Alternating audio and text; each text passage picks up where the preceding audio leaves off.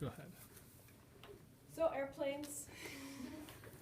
I'm not talking about anything really heavy because I did that last time, and yeah. So I'm talking about an article I recently read about the new electric airplanes that are coming out, or that are being planned. They're not coming out, they're being planned.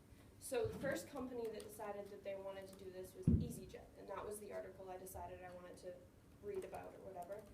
But there is humongous amounts of information out there on electric airplanes. So they plan on releasing these new airplanes within the 5 to 10 year mark, but their prototype is up and in the air already. We have the tech, it's just, from what I understand, it's fitting it all together that's been the problem. So the electric airplanes rely on batteries, obviously, but the difference between internal combustion and the batteries is that the method that we're the most used to is turbine combustion. So it basically takes a big jet, puts it under pressure, and that's what creates the power to move the airplane in the air, so forth. But with the electric airplanes, it has to do everything on its own. There is no combustion. It's moving every piece by itself. And to have a battery that can power that much for that long periods of time, especially if we're doing flights from Tokyo, Ireland, all around the world, we have to work on our battery technology. That's the problem. And there's, but I mean, the process that these three different types of engines, but we're going to focus on turbine engines right now. It doesn't focus on battery power at all. It's kind of like a one and done, that's it, out the door kind of thing. But electric airplanes are trying to focus on how many batteries can we get on board without affecting our takeoff or our lift and drag. How many batteries are we going to need to make it on this trip? It's not so much about gas anymore, it's about these batteries. The average electric airplane battery lasts just over 400 kilometers, which, when you think about it, it's not that far, but when you put it into a perspective, the emissions that it's producing is zero. Like, it's 0.002%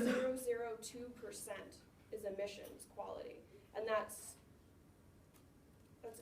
so much less than what we're doing with airplanes right now. The contrast the emissions caused is not really even a question at this point in time. NASA is also creating some of these technologies for electric airlines. EasyJet is focusing its energy around an actual airline in general, not just the airplanes. And then the Airbus is looking into shuttle systems. So, like, Lethbridge has a shuttle system from the airport to certain places in Lethbridge, and Airbus is focusing its energies on being able to have mini electric airlines to bring them to the bigger electric airlines, which, I don't know, that's pretty cool. So now but it's not just about airplanes anymore, which is the coolest thing. We're shifting into airplanes that turn into cars, and cars that turn into airplanes, and it only takes 15 minutes. It's a 15-minute morph time.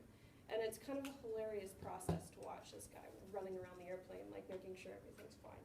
But the company's called Terrafuga, and it's actually their third running model that they're just about finished completing. And it's air quality safe and road safe, road safety check safe. The only thing that you have to have is you actually do have to have your pilot's license, and you have to have your pilot's license and your driver's license, and it's a hobby modeled aircraft, which is kind of cool. So not only are we working into this spot where we're looking at more emissions qualities technology so that we don't have to keep kind of destroying the planet and such.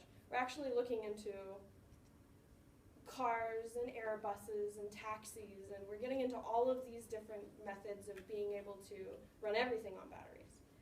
So I guess the only question now is, how far are batteries willing to take us? I love the Jetsons.